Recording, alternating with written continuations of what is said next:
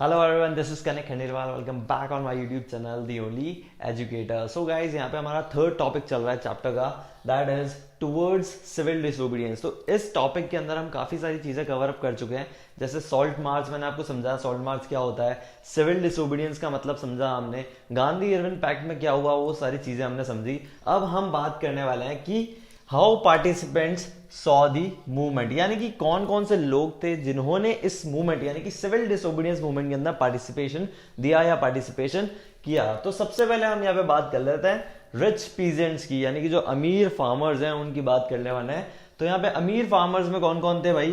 पाटीदार्स of Gujarat and जट्स of Uttar Pradesh. Gujarat के पाटीदार्स इसके अंदर इंक्लूड थे और उत्तर प्रदेश के जट्स। कौन है ये? रिच पीजेंट्स हैं। तो भाई ये इन्होंने सिविल डिसोबीडियंस मूवमेंट क्यों किया, यानी कि इन्होंने इसमें पार्टिसिपेशन क्यों दिया, वो देख लेते हैं। दीज कम्युनिटीज एक्सपेक्टेड, यानी इनका ये मानना था कि हमारा रेवेन्यू टू बी रिड्यूस, यानी कि रेवेन्यू जो टैक्स है वो रिड्यूस कर दे। कौन करेगा यहाँ पे टैक्स रिड्यूस? British government. अब ये टैक्स रिड्यूस क्यों करवाना चाहते थे? ये इसलिए टैक्स को कम करवाना चाहते थे क्योंकि उस टाइम ट्रेड डिप्रेशन या जो इनका जो भी खेती बाड़ी ये करते थे उसमें बहुत ज्यादा डिप्रेशन आ गया था, और ये जो टैक्स था उसको चुकाने में ये नाकामयाब थे, यानी कि नहीं चुका पा रहे थे, इतने एलिजिबल नहीं थे कि जो भी ब्रिटिश गवर्नमेंट टैक्स की मांग कर रही है वो ये चुका सके। तो क्या हुआ? These communities expected that the revenue to be reduce when the British government refused to do so. They did join the movement as they were hard hit by the trade depression. किस वजह से परेशान थे वो? क्योंकि बहुत ज्यादा trade depression खत्म, यानी कि बहुत ज्यादा परेशानी आ गई थी इनकी, ये नहीं चुका पा रहे थे टैक्स, क्योंकि क्या हुआ था? Trade depression and falling prices बहुत ज्यादा गिर गई थी, लोग सामान नहीं खरीद रहे थे, तो इस वजह से टैक्स नहीं चुका पा रहे थे। जब इनके पास पैसा ही नहीं आएगा तो टैक्स कैसे पे करेंगे?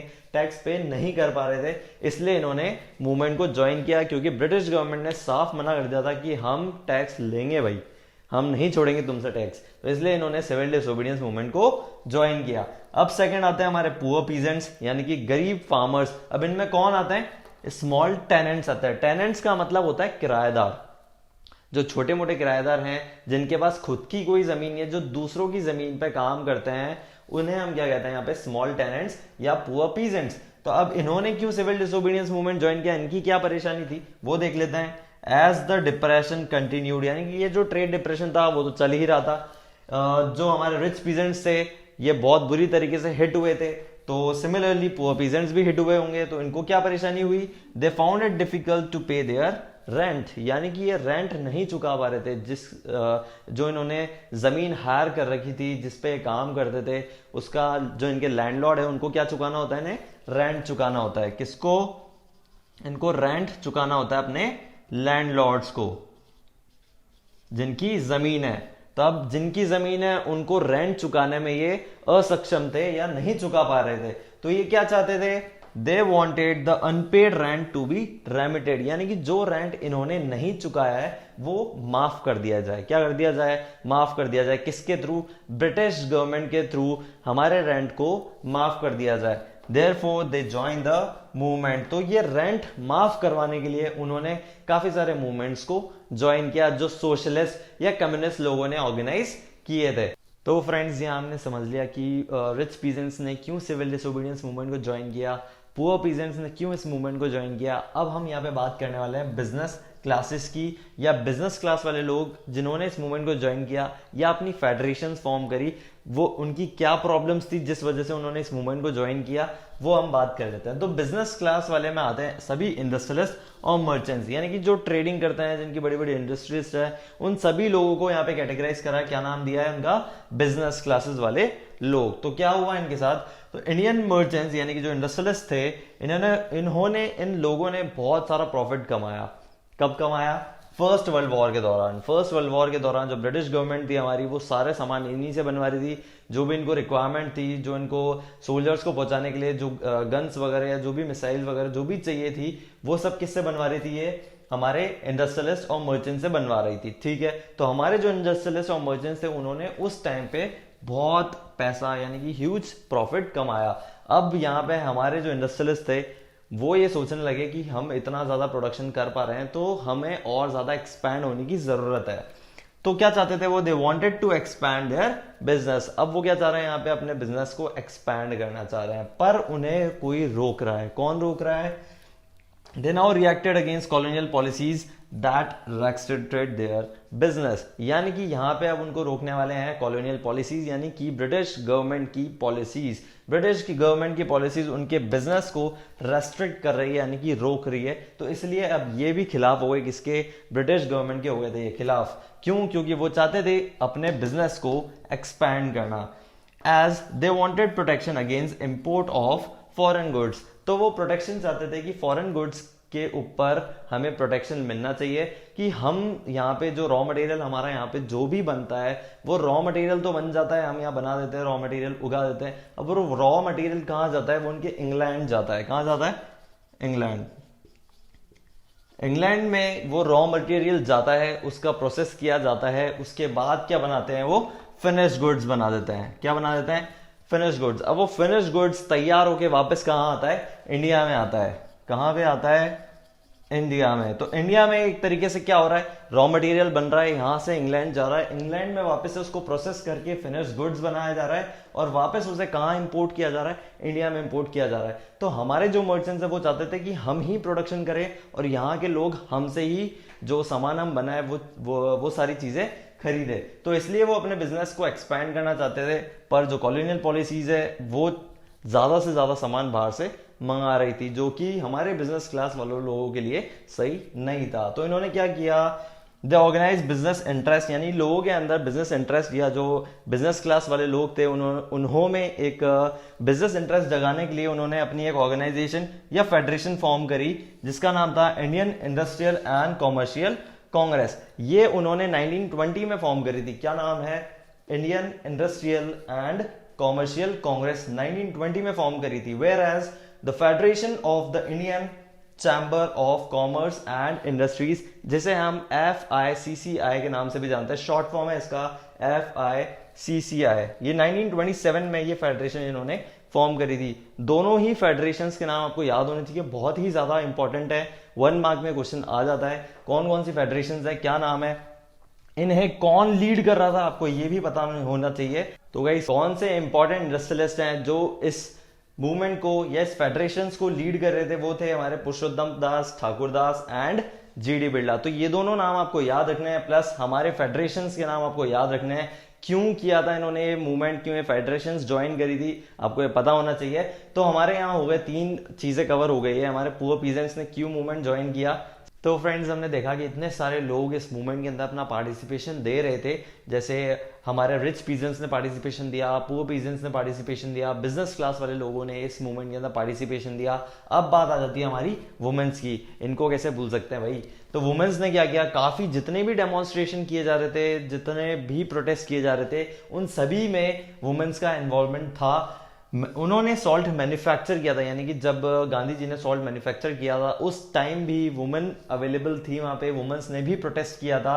सॉल्ट को मैन्युफैक्चर करने में योगदान किसका है? वुमेन्स का भी है। उन्होंने फॉरेन क्लोथ और लिकर शॉप्स को एकदम पिकेटेड का मतलब था यहाँ पे उन्होंने बिल्कुल बंद कर दिया था पहनना, और लिकर शॉप्स पे जाना या उसे अपनाना एकदम टोटली बंद कर दिया था, जैसा कि गांधी जी ने उन्हें कहा था। अब क्या होता था? अब ये वुमेन्स कौन कौन सी शामिल थी इसमें? तो अर्बन एरियाज की वुमेन्स थी, हाई क्लास फैमिलीज वाली वुमेन। रूरल एरियाज के अंदर यानी गांव की अगर हम बात करें तो कौन सी वुमेन शामिल थी यहाँ पे? रिच पीजेंट्स की जो वाइफ्स थी, जो बड़े बड़े फार्मर्स हैं उनकी जो वाइफ्स थी, वो सभी इसके अंदर शामिल थी। तो ये था पूरा कंसेप्ट हमारा, how participants saw the movement. तो यहां हमने देखा इस पूरे टॉपिक के अंदर सभी लोगों के अपने अपने कंसेप्ट है, इस वजह से इन्होंने इस मूवमेंट को ज्वाइन किया। यानी कि अभी तक कोई इन सभी लोगों का कोई पर्टिकुलर ऑब्जेक्टिव नहीं है, सभी लोगों के अपने अपने कारण है जिस वजह से लोग इस मूवमेंट को ज्वाइन कर रहे हैं। कौन से मूवमेंट को? सिविल डिसोबीडियंस मूवमेंट को ज्वाइन कर रहे हैं। सो फ्रेंड्स, अब हम यहाँ पे बात करने वाले हैं लिमिट्स ऑफ सिविल डिसोबीडियंस, यानी कि सिविल डिसोबीडियंस मूवमेंट जो हमारा चल रहा था ये कहां रुक रहा था, क्या इसकी लिमिट्स हैं, वो अब हम देखने वाले हैं। तो सभी social groups, not all social groups, were moved by the abstract concept of Swaraj, यानी कि सारे के सारे सोशल ग्रुप्स अभी कंसेप्ट जो हमारा स्वराज जो मेन कंसेप्ट है उसको लेकर साथ में नहीं चल रहे थे। उन्हीं में से जो एक सोशल ग्रुप है जो इनसे अलग था वो था अनटचेबल्स, जिन्हें हम क्या कहते हैं, दलित्स। तो भाई यहाँ पे जो दलित लोग हैं वो अभी जो हमारा मेन कंसेप्ट है, एब्स्ट्रैक्ट कंसेप्ट है स्वराज, इसको लेकर अभी डिफरेंट थे, जो अलग हैं अभी अभी इस कंसेप्ट में वो नहीं आए हैं, शामिल नहीं हुए। कौन है, दलित। तो महात्मा गांधी जी यहाँ पे क्या चाह रहे हैं कि दलित को भी यहाँ पे क्या करना पड़ेगा, हमें एक करना पड़ेगा, तभी हम इस मूवमेंट को और ब्रॉड बेस मूवमेंट बना सकते हैं अगर दलित भी इसमें शामिल हो जाए तो फ्रेंड्स यहाँ पे अब गांधी जी ने डिक्लेयर कर दिया था कि स्वराज 100 सालों तक नहीं आएगा अगर तुमने अनटचेबिलिटी को एलिमिनेट नहीं किया। तो अगर अनटचेबिलिटी तुमने खत्म नहीं करी तो 100 सालों तक स्वराज आने की संभावना तुम छोड़ ही दो। तो वो क्या करते थे, वो खुद ही टॉयलेट्स वगैरह क्लीन करते थे, जिससे जो अपर क्लास के लोग हैं उनका दिल पिघला सके कि भाई ये भी आम लोग ही हैं, हमारी तरह लोग हैं, इनको जो तुम ये जो साइन ऑफ अनटचेबिलिटी तुमने दे रखा है इसको क्या कर दो, गेव अप कर दो। क्या कर दो, गेव अप कर दो, खत्म कर दो। ये जो तुमने जो अनटचेबिलिटी का उनको साइन दे रखा है, तो आपको क्या करना पड़ेगा, हमें यहाँ पे अनटचेबिलिटी को भी साथ में लेना पड़ेगा। जो अनटचेबल्स हैं यहाँ पे जो दलित वाले लोग हैं उनको भी एक साथ हमें करना पड़ेगा। पर दलित क्या थे, वो एक्टिवली पार्टिसिपेट नहीं कर रहे थे मूवमेंट के अंदर, क्योंकि वो कुछ डिमांड कर रहे थे। क्या डिमांड्स थी उनकी, they wanted reservation of seats and separate electorates. वो सीट्स का रिजर्वेशन चाहते थे और सेपरेट इलेक्टोरेट्स चाहते थे। सेपरेट इलेक्टोरेट्स मांगने के पीछे उनका मेन ऑब्जेक्टिव यही था, वो चाहते थे कि हमको भी गवर्नमेंट के अंदर इक्वल रिप्रेजेंटेशन दिया जाए। क्या दिया जाए, इक्वल रिप्रेजेंटेशन।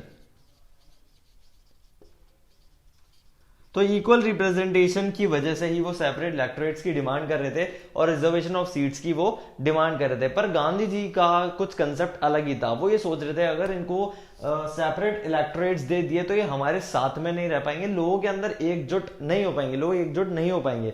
तो इसलिए उन्होंने सोचा कि इलेक्टोरेट्स तो कैसे होंगे भाई, जनरल इलेक्टोरेट्स होंगे। इलेक्टोरेट्स कैसे होंगे, जनरल इलेक्टोरेट्स होंगे। रिजर्वेशन ऑफ सीट दे दी जाएगी पर इलेक्टोरेट्स कैसे होंगे, जनरल इलेक्टोरेट्स होंगे। क्लियर। तो यहां गांधी जी ने सोच लिया था कि जनरल इलेक्टोरेट्स देंगे, लेकिन जो इनको रिजर्वेशन ऑफ सीट्स दे दी जाएगी जिसे इन्हें भी फील हो कि यहाँ पे इनका जो रिप्रेजेंटेशन है गवर्नमेंट के अंदर वो इक्वल रिप्रेजेंटेशन है। तो doctor B R Ambedkar ji जो कि दलित्स के क्या थे, हेड थे, उन्होंने अपनी एक ऑर्गेनाइज एसोसिएशन फॉर्म करी 1930 में। कौन सी एसोसिएशन फॉर्म करी, उसका नाम था डिप्रेस्ड क्लासेस। अब ये जो इन्होंने एसोसिएशन फॉर्म करी थी डॉक्टर भीमराव अंबेडकर जी ने, इन्होंने गांधी जी से थोड़ी लड़ाई कर ली, यानी कि इन दोनों के बीच में थोड़ी लड़ाई हुई। कहां पर हुई थी, सेकेंड राउंड टेबल कॉन्फ्रेंस के दौरान, जो कि लंदन में हुई थी। सेकेंड राउंड टेबल कॉन्फ्रेंस कहां हुई थी, लंदन में हुई थी। उस दौरान doctor B R Ambedkar, doctor Bhim Rao Ambedkar ji और गांधी जी के बीच में क्या हो गई, लड़ाई हुई। क्योंकि डॉक्टर भीमराव अंबेडकर जी डिमांड कर रहे थे, क्या चाहिए उन्हें, रिजर्वेशन ऑफ सीट चाहिए प्लस सेपरेट इलेक्टोरेट्स चाहिए। तो गांधी जी ने तो साफ मना कर दिया कि मैं रिजर्वेशन ऑफ सीट्स दिलवा दूंगा पर सेपरेट इलेक्टोरेट्स मर जाऊंगा तो भी नहीं दिलवाऊंगा। तो इसलिए उन्होंने भूख हड़ताल कर दी थी कि जब तक मैं मर नहीं जाता तब तक मैं भूख हड़ताल पर हूं। तो इससे फिर फाइनली डॉक्टर भीमराव अंबेडकर जी पिघल गए और फाइनली उन्होंने हाँ कर दिया कि ठीक है भाई।